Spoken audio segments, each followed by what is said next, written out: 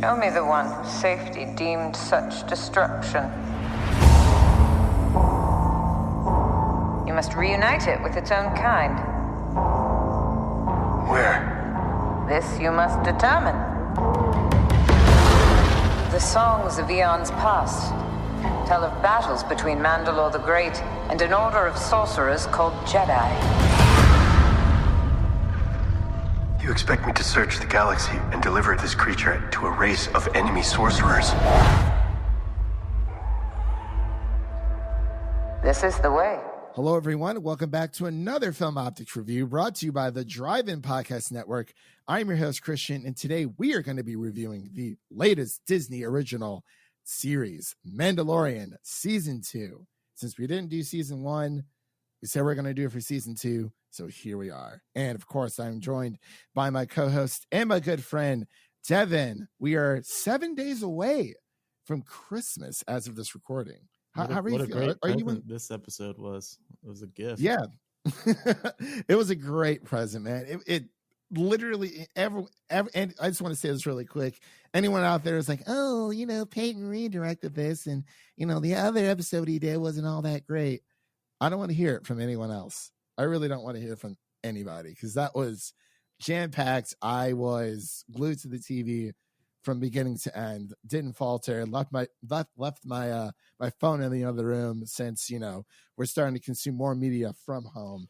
It's a little bit easier to do that way. No distractions, no nothing. That's an interesting way to go about it. Yeah, it's because it's like anytime I hear like a vibration, and I always take off my my Apple Watch as well.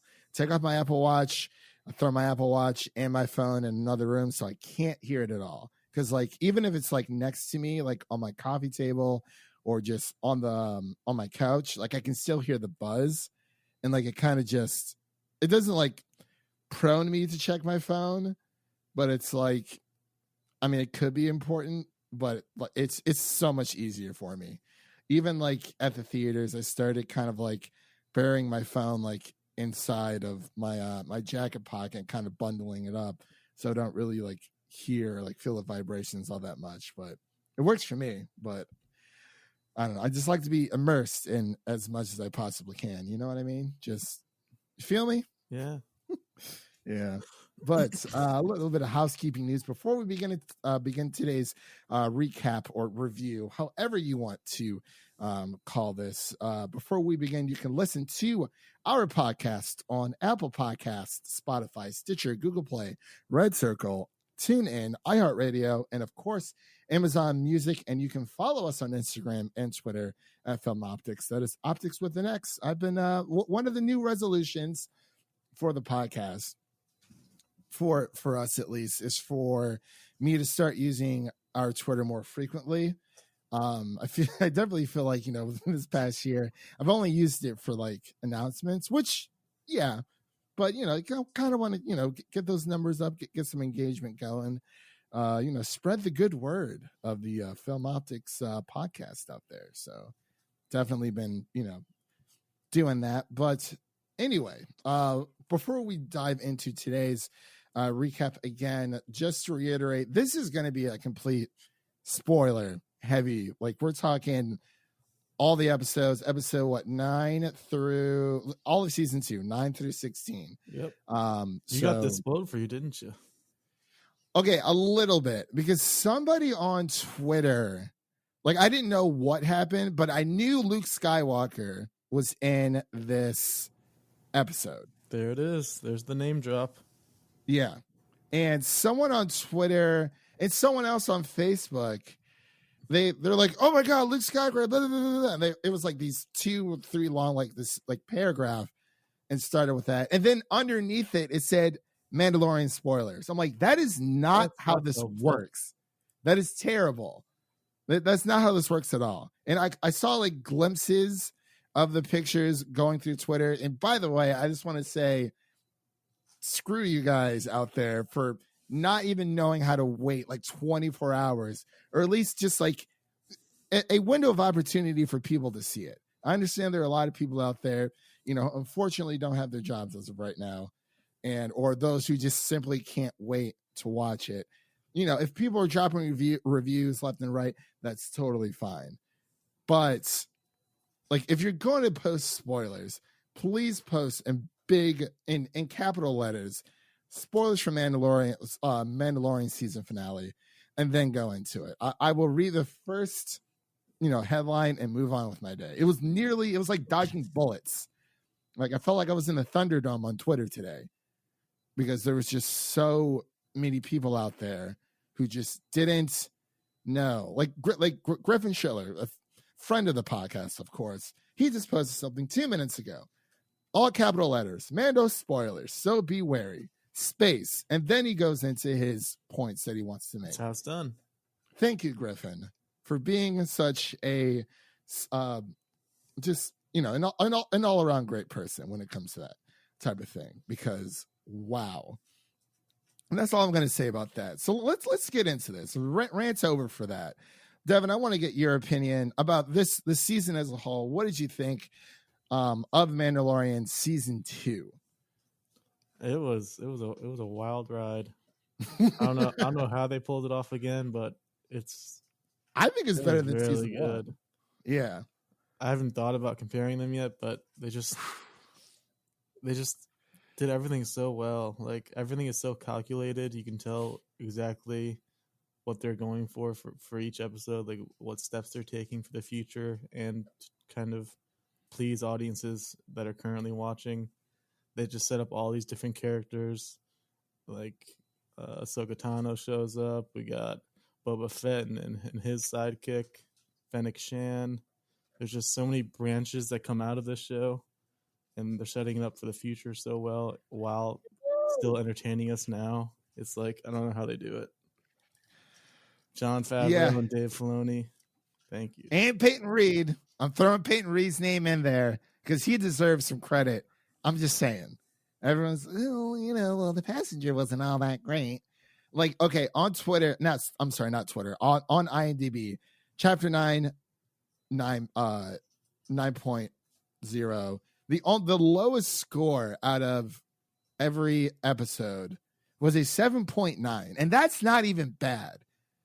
So let's stop normalizing things that are 7 out of 10 or 7.5, whatever out of 10 as bad. It's not. Is it the weakest episode? Technically, yes, but it is still a good episode. This wasn't a lot. Disagree. What's up? I would disagree that it's the weakest episode. I actually enjoyed it. It was a nice. I liked it. It was a nice little side quest, and the spiders were cool as hell. Yeah. So I guess out of all of these, which one was your favorite episode? I mean, besides the season finale, because I'm sure we'll talk about that here. Yeah, but I was gonna say even above the season finale, I think my favorite was chapter 14, the tragedy. Yeah, that one had the best action by far of all the episodes. Boba Fett meditating. Boba Fett isn't just, he's so powerful. Like, he's just smashing plastic off of stormtrooper helmets. No one even knew that was possible. He just has this weird showerhead club that he's just destroying people with. He was so physical. It was amazing. Physical. I am so startled. Yeah. But Boba Fett was like kicking ass and taking names. I'm not gonna lie, like he really was. I would say out of all, like, obviously when we first started the season, chapter 9, the Marshal, that was like, it set a tone for the rest of the season. It really did. I love season 1. Like, I mean, especially the finale of season 1 was just like, oh my gosh. But like, even with, I mean, okay, so like season 2 took everything farther. Yeah. And got more accomplished. Yeah. Even with the tragedy, your favorite episode, that's only 33 minutes, and like so much happened. That was exactly a Robert Rodriguez episode. He kind of surprised everybody with that one. Yeah. The Believer was really good. My favorite episode would have to be chapter 13, the Jedi, because Ahsoka Tano is my favorite. She is a badass.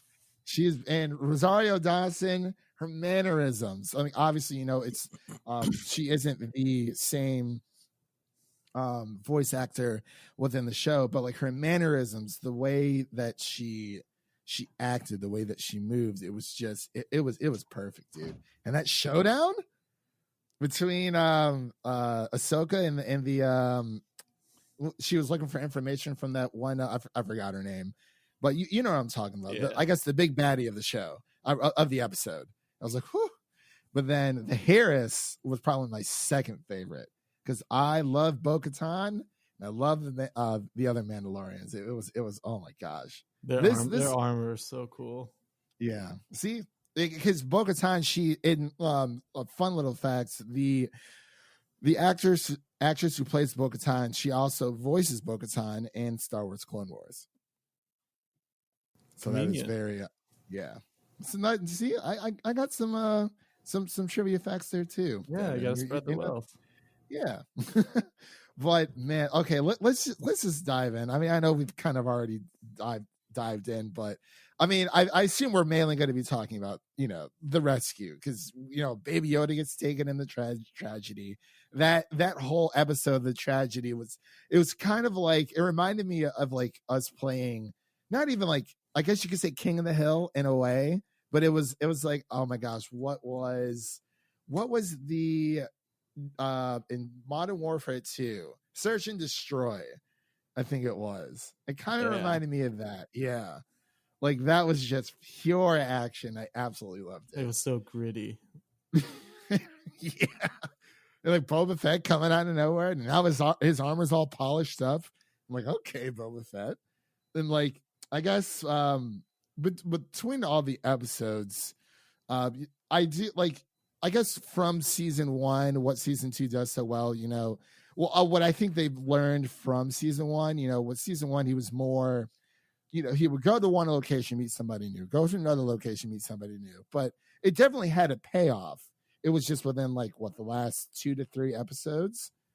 He would meet new people along the way. It kind of felt like a lot of people compared season 1 to a video game. And I was like, okay, like I can kind of see that, he goes somewhere, he gains something new and blah, blah, blah, blah, goes on. But with this one, it was different. Like it was kind of the same, especially when between chapters 9 and 13 with the Jedi, because that was his main mission this entire season, was to bring Baby Yoda, aka Grogu, to his kind. And by the way, I don't think a lot of people. The name? I was gonna ask. Oh, you. Grogu. Yeah. So okay, it kind like it's kind of growing on me, but it kind of reminds me of so like in Game of Thrones, Jon Snow, his real name is something different. I'm sure you're not going to care. His real name is Aegon Targaryen, but everyone still refers to him as Jon Snow because throughout the entire series, we know him as Jon Snow, even though we know his true name is Aegon Targaryen. I feel like it's kind of the same here. Like you could still call him Baby Yoda. I feel like you can still call him Grogu. I'm not bothered by the name. It kind of reminds me of Goku. A little bit of a Pokemon. Yeah, it does. like a frog Pokemon. So it will be a grass type or like a bug type? It would be a grass type. A grass type. Is grass type your favorite type of Pokemon? Oh Debbie? No, it's one of the worst. never choose Bulbasaur. Get out of here. Oh, that's right. Oh, you're more of a Charmander person. Yeah, Charmander or Squirtle, but just I was more Squirtle for sure. Like I love Charmander. Don't get me wrong. Like I love my boy Charizard, but like I mean, Squirtle evolves all the way to Blastoise. You get those big cannons. It's all over. It's all over, man. That is my number one favorite. Probably my favorite would be water type Pokemon for some reason. But yeah, Grogu. Yeah, as soon as I heard the name, I was like, huh, I kind of like it. Were you expecting something different? I had no idea what to expect, but it just kind of popped out. I was like, wait, what? Yeah. For a second, I was expecting in chapter 13, the Jedi, I was expecting Ahsoka to say, like, oh, it's been a long time, Master. Because, like, everyone thought that for some reason or somehow Yoda has figured out the secret to immortality. But that doesn't really make sense because we see Yoda is a Force ghost in The Rise of Skywalker. So, but this happens in between. Ooh, see, I'm not sure because they mentioned both Death Stars in this and in the season finale. The Star Wars timeline will never not confuse me. Do you know when it happens? I have no idea. I was confused when Luke Skywalker showed up on my screen. Yeah, because I'm trying to fit because he's. I mean, ooh, is this right? So apparently, I watched a video and someone said that this era for Luke Skywalker is before he is training. So this is after Return of the Jedi. It's when Ben Solo was like 4 years old. Okay, so this is after Return of the Jedi. So it's right between episode 6 and 7. Can we get a Yoda meets Grogu moment at some point? That is true. That would actually be pretty cool because I don't know if we know what Yoda's race is, and if you're listening out there, please correct us on Twitter or Instagram. I'm just not sure because we've only seen so many of Yoda's species, but we do know that his species has a very strong connection to the Force. And I actually wanted to ask you, what did you think that Moff Gideon, he got the blood from Baby Yoda? Do you think that was for the Emperor, like setting up for Rise of Skywalker? Potentially. Because he had said, the new order is arisen, or it might have been, I guess, hinting towards Snoke, which was also the Emperor. Spoilers. But okay, so yeah, it makes sense that the Mandalorian's between episode 6 and 7. For some reason, I thought it was between episodes 3 and 4, and I'm like, that makes no sense whatsoever because we get pretty much an adult Ahsoka, and between episodes 2 and 3, Attack of the Clones and Revenge of the Sith, Ahsoka's still like in her teens. Running around saying "Sky Guy," but the Clone Wars, the Clone War TV show started off with a movie which was very, very bad, and it actually turned out being a lot better as a TV show. So okay, this is I found this on GamesRadar.com. Yeah, that's a great place to check your sources. But yeah, so okay, that makes more sense. Since we see a more mature Luke Skywalker, something that people, I imagine, have been looking forward to for ages. I was actually going to ask, what do you think about his appearance, the CGI-ness? I think it passed for it was close to not passing. If he had more screen time, it would have been pretty rough. Yeah, it was rough. I'm sorry, I've been on this rant. Go ahead and stop me whenever. But yeah, it didn't look bad. It's when he talked, it was just off. Yeah, because they didn't get cause you could kind of notice they didn't zoom up on his face too much. It was just enough for him to speak, and then he stopped, and then he kind of just stood there. I'm like, I feel like that's what he had to do. Yeah, one thing I thought of is that opens up the possibility for a really cool Luke Grogu show if they wanted to, but I don't know if the CGI is advanced enough for that. They would have to get somebody new, someone who resembles Luke Skywalker, someone like Sebastian Stan. That's yeah, a lot of people have been pushing for that. A lot of people have been pushing for that.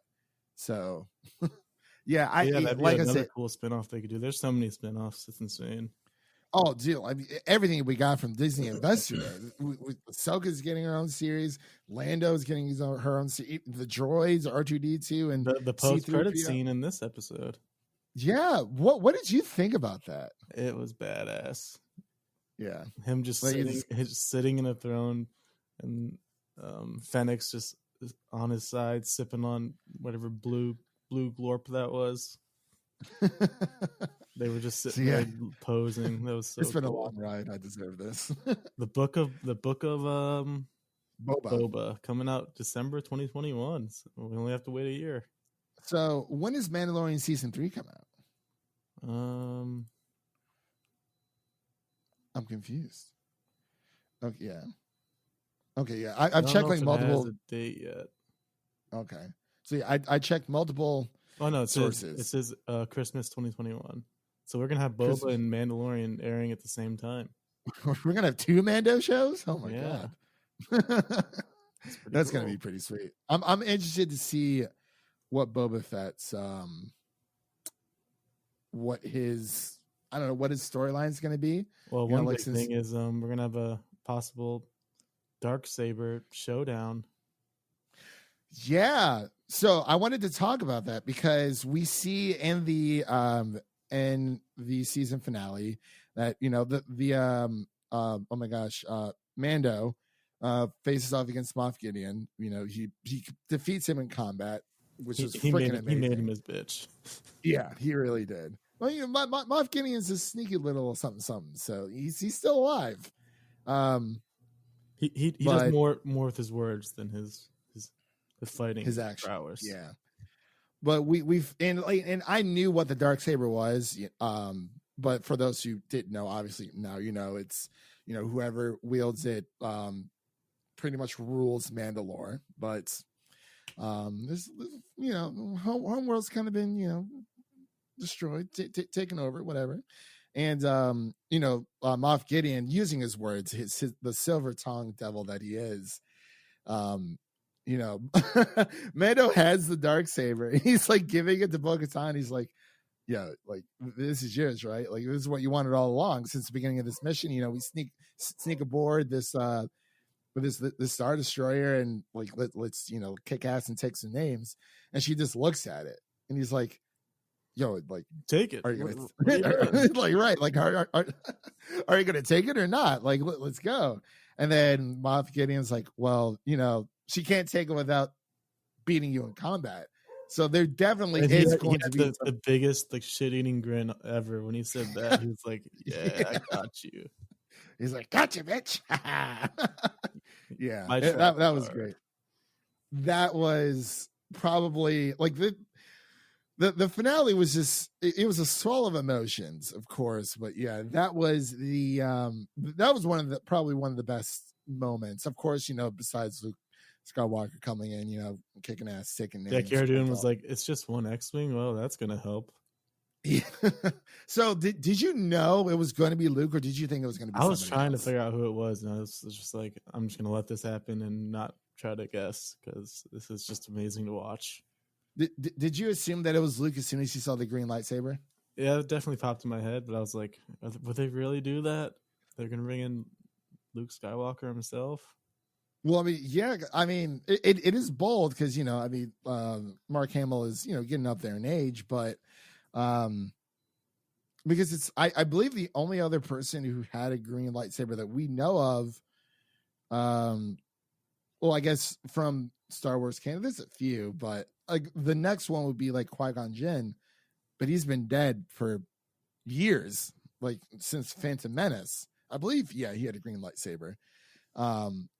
So I mean, if it was, oh my gosh, if it was Samuel Jackson's character, that would have been cool. That would have been badass. Like as soon as you see the purple lightsaber, it's like, oh, that's all over now. But yeah, I'm blanking on his character's name right now. I'm sorry. It's been a really long day. Mace Windu. Mace Windu. Thank you, Devin. Yeah, that would have been fantastic to see. But I'm glad we got to see Luke. There's no way it would have been Anakin because he's already fallen to the dark side by this time. Yeah, that thought definitely crossed my mind. I was like, are we gonna get Sand Boy back in here? Yeah. Oh, whatever. But I will say that Disney has done a great job with trying to fit certain stories in these big open gaps and expanding the universe, of course, because it's so obviously when this all started, it was episodes 4, 5, and 6, but they weren't originally called 4, 5, and 6. And then George Lucas kind of expanded from there. But I think they have done a phenomenal job, especially TV wise. Not saying that, of course, there's nothing better than like a Star Wars movie, the rush and whatnot. I definitely think that the thrill of, oh hey, there's a new Star Wars movie is gone, because we only used to get them every few years. But like when the Star Wars movie came out, everybody went to the theaters, like everyone. And it's like, oh my gosh, like I remember when Phantom Menace, episodes 1, 2, and 3 came out, when I went, my parents took me, and it was, everyone in the world was there. I don't think, actually I wanted to ask you this, Devin. Do you think that they're oversaturating Star Wars? Like, do you think it's too much Star Wars? Because I remember when not Lando, Solo came out, everyone's like, okay, they need to pump the brakes on all these Star Wars spin-offs. I think it's just getting started, and there hasn't been enough, because this is the only live action show they've had. So that is very true. There's so much more to go off of. They have at least 3 spin-offs off of this show alone. Yeah. Yeah, between we got, there's going to be the Boba Fett show, the Ahsoka show, Ahsoka, and then I guess maybe Timothy Olyphant will get his own little show, little cowboy he was. Yeah, that was awesome. I didn't really do too much research to see if there were any secret cameo stormtroopers, because I know Star Wars likes to do that a lot. But I guess besides. Oh yeah, we got to talk about the Dark Troopers. Yeah, I was going to ask. Yeah, Dark Troopers, but I think it was Dark Troopers. They're badass. They're basically just Star Wars Terminators. Yeah, pretty much. Well, Terminators are way scarier, but yeah, I agree. These things were pretty scary until they got destroyed by Luke. But Mando definitely struggled with the one he faced. Yeah, as soon as Moff Gideon activates all of them, it was like a good maybe 20 to 25. I don't even know. And they're all coming through the air vent, or their station. And yeah, Mando, he was struggling with just one. And it's like, Luke comes in later on carving everything up like butter. It's like carving a cake. It's crazy. But the dark, I would like to see the dark troopers more. I like how they are more, they're actually menacing, unlike any stormtrooper. Yeah, like they have no feeling whatsoever. And I love how it was the scientists from season 1, when they were talking about the stormtroopers, and he's like, there's a third model now. There's no they took the body out. Yeah. They're just straight killing machines. Like they took the weakness out of these soldiers, and it's like, yeah, makes sense. But man, when they were rolling up, I was like, oh man, they're not going to get out of here alive. And then when they came back after Mando, shot them through the air ducts, like the vacuum sealed, I was like, oh man, they're done. I'm like, oh crap, they came back, both sides. Just Moff Gideon's like, I'll be fine. How many life forms are there? 0. I was like, oh god. See, at that point, for a second, I thought that's when Luke was going to show up, because I knew he was going to show up at some point. And I know a lot of people were comparing Luke's, his hallway scene to that of Vader's. I personally think Vader's is definitely a little bit better, just because, it was more in the action. You were watching most of it through a camera. Yeah, that is true. But this is Darth Vader. This is like the baddest mofo in the galaxy. Like there is a presence there. I'm not saying that there isn't with Luke, but this is really the first time we've seen Luke in action as a quote unquote Jedi master. As a master, yeah. Yeah. And I think that's what people have been waiting for this entire time. I like Luke Skywalker. I love Mark Hamill. Is he my favorite Star Wars character? No. But I'm really glad that, that little bit of fan service is in there. But I will say that, I love Mandalorian, but I think the stance, I think the point still stands that the diehard Star Wars fans just want to see like the same thing over and over, because I've seen a lot of my friends from like even season 1 who didn't really care for all that much, and I'm like, do you just like, is it just like you want to see the same thing again over and over? Like, I'm glad we got Ahsoka. I think we needed more of a live action Ahsoka, even though we've got an entire series with her and then some now. I mean, but The Mandalorian is you could say it's saved Star Wars. Like, that's coming from two guys who liked the sequel trilogy, but yeah, it was just, it's the best Star Wars we've had this century, the best Star Wars project we've had. I completely agree, and even I mean, as of today, I believe it is the 5th year anniversary of The Force Awakens, and for me, and I know a lot of people probably don't even agree with this, but I honestly feel like The Force Awakens is better than A New Hope. That's that's my opinion. Obviously I'm aware, like without the original trilogy, none of this would be possible, and I totally agree. But that doesn't mean that something better can't come along. Just because something is original doesn't mean it can't be improved on. And I think The Force Awakens improved on the New Hope a lot. But yeah, I mean, it is definitely one of my top 3 favorite Star Wars movies. So it's up there. The Force Awakens is. But yeah, like Devin said, we're two guys. We love the sequel trilogy. Did it tell like a overarching story, like a beginning, middle, and end, like the original trilogy or the prequel trilogy? No, but I did enjoy each movie on their own. I do wish more would have came from it, but there's always going to be bumps along the way. We're both big Last Jedi stans, so yeah, deal with that, listener. But was there anything else you wanted to kind of touch on? I know I've been talking to you for a while. I think we covered most things. Pretty much, yeah. Which episode did you say was the weakest, or I guess which one did you? I guess I liked every single one of these episodes. Though it might be a little surprising, but I didn't like the penultimate episode, The Believer. It felt kind of clunky, like the action at least. Okay, I really like the dialogue in that. I also one thing I was going to bring up, I didn't like how in that episode he takes his helmet off, because that kind of makes the moment with him and Grogu less special in the finale. Yeah, I see what you're saying. Is it really rare that you're taking it off 2 episodes in a row? Like, it kind of lessens it a little bit. Yeah, because he took it off once.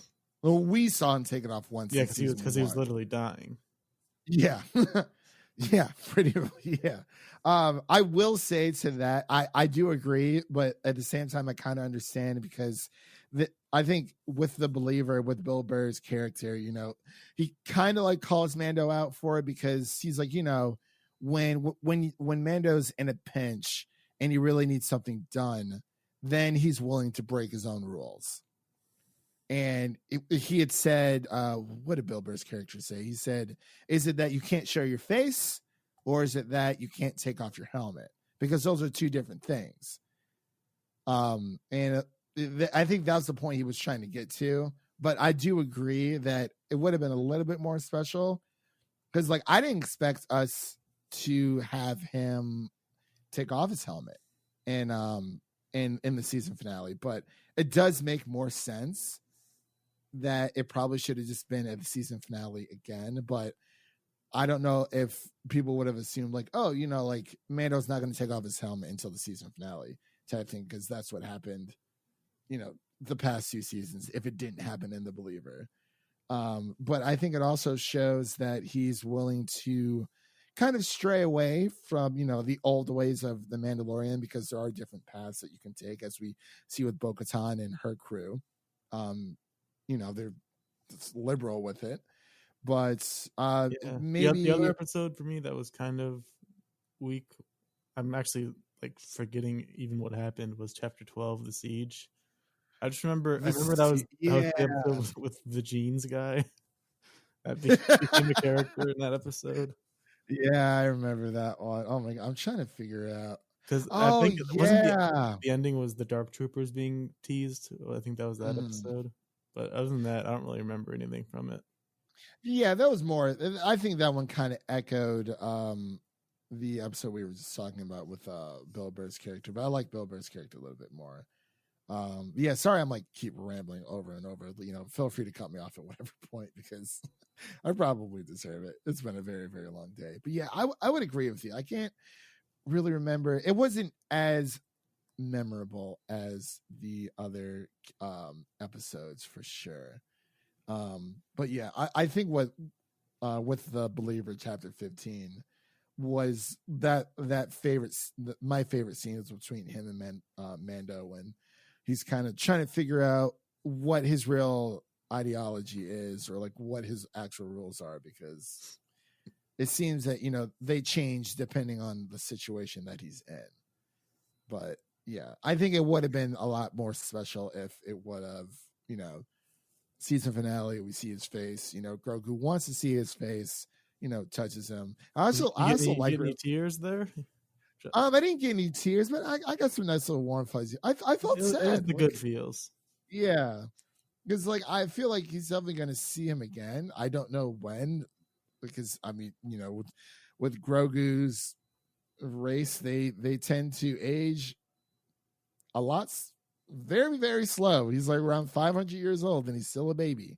So, but he's more of an intelligent baby. But another thing I really wanted to bring up, I really like how they brought more personality to Mando this season, especially after he finds out Grogu's name. When he kept calling, he's like, Grogu. He just looks at him. He gets like a little chuckle. Get someone who looks at you like Mando looks at Grogu. Yeah. But it was a very sad farewell because, he's looking at Grogu and he's like, he doesn't want to go with you, Luke. And he's like, well, he's asking for your permission. And I'm like, okay, well, that makes sense because Ahsoka had said that he's grown an attachment to Luke. I mean, not to Luke, to Mando. But I thought that was kind of weird because Ahsoka refused to train him because of that attachment. But it actually kind of makes sense why Ahsoka wouldn't do that, because she has seen what happened to Anakin. But yeah. Luke has a different... he also was seeking out Grogu, and they kind of just found Ahsoka. Right, that is true. Yeah, and Luke has a different outlook on things because, and I'm trying to figure out... this happens. Okay, so this does happen after Return of Jedi. So I'm assuming Vader is dead. I mean, it has to be. If it's happening between episodes 6 and 7, Vader definitely has to be dead, and that actually makes sense because Moff Gideon was talking about the New Order, and that. Okay, yeah, I'm talking out loud to myself. Anyway, before we wrap up here, though, anything else you wanted to? Any nice little mentions, anything of that nature? You just kind of want to, wrap up here. I know we've been talking here for a while. Well, I have. So I think we covered all our bases. Yeah, I think we have too, for sure. So yeah, that pretty much. I'm sorry. Let's get into scores. What would you give Mandalorian season 2 out of 100? Let's see. I mean, even the worst episodes would be like a 7. Yeah. So I'm gonna go with like a 93. Ooh, I was gonna hit the sweet little 95. There's always room for error, of course. Like I feel like we're talking about this like on a high, and I actually haven't really gone back and rewatched season 2 all the way through. I definitely will at some point. It was just so engaging. Again, Disney has done a phenomenal job with Star Wars so far, and clearly they have amazing plans for it in the future. And, I hope we just keep getting more live action like this, more Star Wars TV shows. They did say that, they were backing away from the movies there for a bit, and even they have announced a few things, especially with Patty Jenkins directing her own Star Wars movie, but it's not going to. It's the Rogue Squadron, it's not going to be a trilogy, and I feel like they're done with the trilogies for a while. They definitely need to reassess and have a plan for that. It looks like they have a plan moving forward with all this Star Wars goodness that they announced at the Investors Day 2020. So let's keep up with the planning for the next trilogy whenever that comes. Hopefully we'll both be alive to witness that. So yeah, I mean, I don't know what their plans are. So I don't know. They got a little grim. As long as Jon Favreau and Dave Filoni are involved. Yeah. And I'm Peyton Reed just did a great job. Again, congratulations. A 9.9 out of on IMDb. That is phenomenal. Like, oh my gosh. Like, and the second highest rating one was Ahsoka's 9.6 on IMDb. And that everybody now, there's so many people going back and watching the Clone Wars TV show for the first time because of her. And it's like her presence is just she's amazing. She's not a Jedi, so she's more like a kind of that gray area. Her lightsabers are white. She doesn't really associate with the Jedi. A lot of things happen with her in the order, in the Jedi Order. But yeah, for those of you who haven't watched it out there. But yeah, I believe that pretty much concludes this season 2 recap of The Mandalorian season 2. Of course, everyone out there, thank you for listening. And don't forget to like and subscribe to our podcast on the platform of your choosing. And make sure to check out the other shows on the Drive-In Podcast Network over on the Music City Drive-In website at musiccitydrivein.com. I believe our next review is a big one. Oh, yeah. We got Wonder Woman 1984 that will be dropping. We're going to watch it and record it all, drop it all on Tuesday, December 22nd. Of course, we're not doing a newscast this week. Kind of decided to cut it out. We figured The Mandalorian would be more important. And we would be here all night. We don't want to do that. It's Friday night. We got to, we got other plans and whatnot. So definitely keep a lookout for our Wonder Woman 1984 review coming on December 22nd. And of course, as always, each and every week, Griff Schiller from Film Speak and I will be tackling, this is episode 6 of His Dark Materials, season 2. That will be dropping on a Monday, December 21st. So you got His Dark Materials coming up, and you got Wonder Woman 1984 coming up on the channel. And I actually believe that will actually be our last bit of content. Actually, no. Episode 6 for His Dark Materials on Monday the 21st. And then we have one more episode on the 28th, the season finale of His Dark Materials, episode 7. So that will be the last show of 2020 for us. Of course, we're going to come back 2021 bigger, better, stronger. Definitely have some ideas for that. Devin and I will both be home for the holidays, so we'll be able to meet, reconvene, figure out what we can bring to the table. I already have a few things in motion myself, but yeah, it's been a pleasure, everyone out there. And we will see you guys. Oh, that was Devin, excuse me. And my name is Christian, and we will see you guys in the next one. This is the way. May the force be with you.